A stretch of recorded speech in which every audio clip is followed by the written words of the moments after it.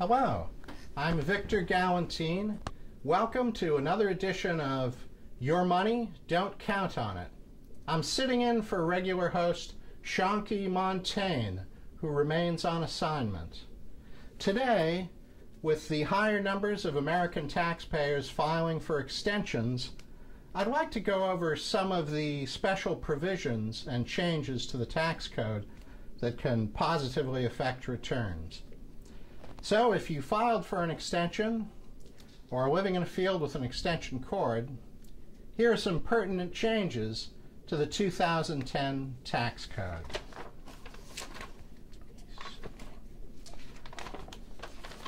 If you sold hygiene or cosmetic products to a manatee or tobacco lobbyist, you may be eligible for a deferred health credit. If a foreign constructed hand puppet was based upon your or your dependent's likeness and was part of a USO production or broadcast, you may not be eligible to claim the general obscurity credit. If you laminated a forest animal under 9 pounds and subsequently felt remorse, or practiced Armenian real estate over the internet, you may be required to file Schedule G59. That's your discretional impairment amnesty. If you provided dance instruction or night vision goggles to unregistered immigrants, you may want to avoid Glenn Beck. If you successfully introduced a new word or expression into the cultural lexicon, such as shabwiffle or buck-happy varmint, you may be eligible for a discourse degradation credit.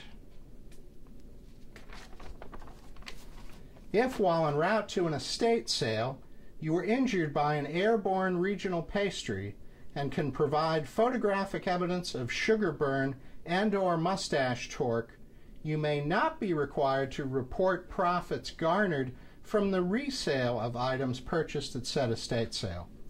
Some exclusions do apply, such as vintage archery garments, Huguenot birdbath accessories, and framed portraits of Regis Philbin.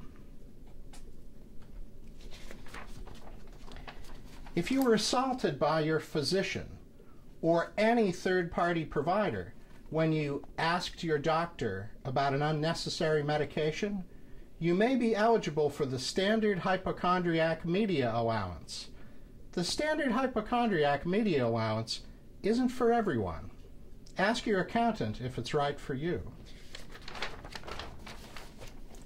If you purchased a smart car in 2010 and during daylight hours experienced a premature deployment of the driver's side airbag resulting in the dislodgement of a wig or other hairpiece, you may be eligible for a one-time projectile follicle tax credit. However, employees of NASA and the U.S. Coast Guard are ineligible, as they're already covered by the Low Earth Orbit Pompadour Deferment Act of 2006.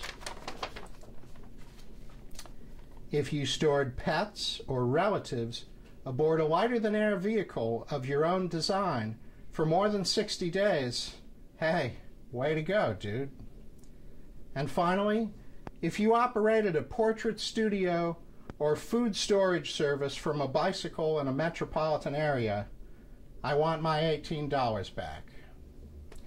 Well, that does it for this edition of Your Money, Don't Count on It. I'm Victor Gallantine. Join us again next week when regular host Shanky Montaigne returns from assignment.